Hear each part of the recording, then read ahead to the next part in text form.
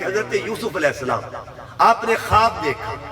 جب خواب دیکھا تو خواب دیکھ کے بابا کے پاس آئے.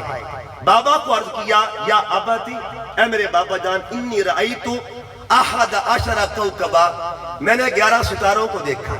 یہ سورت یوسف کا پس منظر بتا دوں یہ نازل کیوں ہوئی، اس کی حکمت کیا تھی نازل. یہ اس دور میں نازل ہوئی تھی جب 1 سال میں حضور علیہ السلام کے گھر میں 2 فوتکیاں ہوئی. 2 فوتکیاں ہوئیں، 2 ہستیوں کا وصال ہوا، انتقال ہوا.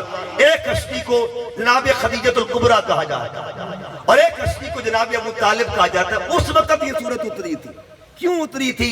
آقا علیہ السلام کے قلب پر ملال ہوا. حضور علیہ السلام رنج میں تھے، غم میں تھے، پورا سال غم میں رہے آقا علیہ السلام، اور اس سال کو عام الغزن بھی کہا جاتا ہے. اللہ پاک نے فرمایا حبیب تجھے تسلی دینے کے لیے ہم صورت نہ اتارے تاکہ ہمارے جو پیارے ہوتے ہیں نا وہ مشکلوں سے گزرا کرتے ہیں، مصائب سے گزرا کرتے ہیں، مشقتوں سے گزرا کرتے ہیں. اللہ نے ذات محمد کو تسلی دینے کے لیے اس سورت کو اتارا. اس دور میں اسے سورت یوسف کہا جاتا ہے. اب سورت یوسف کیا ہے؟ حضرت یوسف علیہ السلام نے خواب دیکھا اور اپنے بابا سے آ کے خواب شیئر کیا. یہ قرآن میں 2 خوابوں کا ذکر ہے. ایک خواب دیکھا تھا پتر نے، بتایا تھا بابا کو. ایک خواب دیکھا تھا بابا نے، بتایا تھا بیٹے کو. جو خواب دیکھا تھا بیٹے نے، بتایا بابا کو، اسے خواب یوسف کہا جاتا ہے. جو خواب دیکھا تھا بابا نے، بتایا بیٹے کو، اسے خواب ابراہیم کہا جاتا ہے. دونوں کا کمال ہے، دونوں قرآن پاک میں موجود ہے.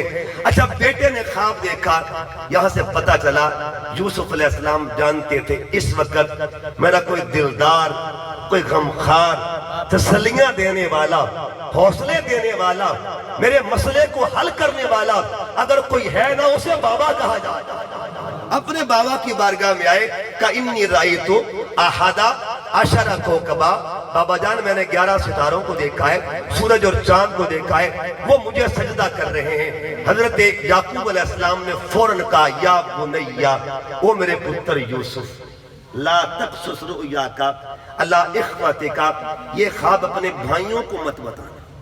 یا ایک بات اور کرتے جاؤں، حضرت یوسف علیہ السلام کے جو بھائی تھے کیا بابا ان سے محبت نہیں کرتے تھے؟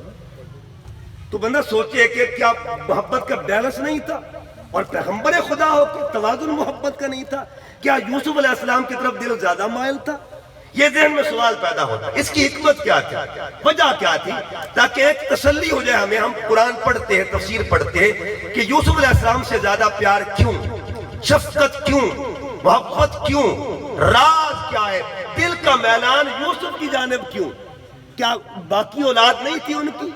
یہ ذہن میں ایک سوال پیدا ہوا. حکمت ایک راز ہوتا ہے. علامہ اقبال فرماتے ہیں قرآن میں ہو غوطہ زن اے مرد مسلمان، اللہ کرے تجھ کو عطا جدت کردار. اے بندہ مومن قرآن میں غوطہ زنی کیا کر، اللہ تجھے جدت عطا فرمائے گا، اللہ نئے موتی عطا کرے گا.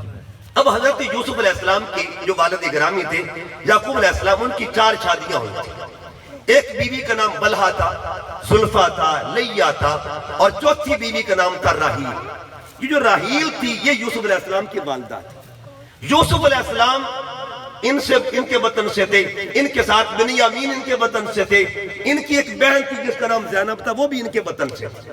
یعنی 3 بچے ایک بیوی کے وطن سے، جن کو راہیل کہتے ہیں. مسئلہ یہ تھا کہ باقی جو بھائی تھے وہ بھی آپ کے شہزادے تھے، وہ بھی آپ کے بیٹے تھے. ان کی طرف زیادہ طبیعت مائل کیوں تھی؟ وجہ یہ تھی جب بنیامین پیدا ہونے لگے، ان کی پیدائش کا وقت ہے، ادھر بنیامین پیدا ہوئے، ادھر بی بی راہیل فوت ہو جاتی. یعنی بچپن میں بی بی کا انتقال ہو گیا. ادھر بچوں کو پیدا کرتی ہے، ادھر ماں فوت ہو جاتی ہے. اور یہ ماں کا جگرہ ہوتا ہے، ماں کا مقام، ماں کی عظمت کیا ہوتی ہے، ماں کی شان کیا ہوتی ہے. ماں اپنی جان دے دیتی ہے کسی کی جان کے لیے، اپنی جان قربان کر دیتی ہے. اس لیے آپ نے اکثر سنا ہوگا میرے کریم آقا فرماتے ہیں الجنت تحت اقدام الامہات. مسئلے کو پھر میں ادھر لے کے آتا ہوں، ایک بات کرتے کرتے جاؤں. آقا فرماتے ہیں جنت ماں کے قدموں کے نیچے ہے. قدموں کے نیچے کیوں کہا جائے؟ قدموں کے نیچے، اس میں راز کیا ہے؟ حضور نے ماں کے سر کی بات کیوں نہیں کی؟ میرے پاک نبی نے ماں کے ہاتھوں کی بات کیوں نہیں کی؟ میرے ماں پاک نبی نے ماں کے لبوں کی شان بیان کیوں نہ کی؟ میرے پاک نبی نے ماں کے کندھوں کا مقام بیان کیوں نہیں کیا؟ حضور نے ماں کے پیروں کا ذکر کیا۔ وجہ کیا ہے؟ ہمارے وجود میں جتنی اعضاء ہیں نا، یہ برابر نہیں ہوتے، یہ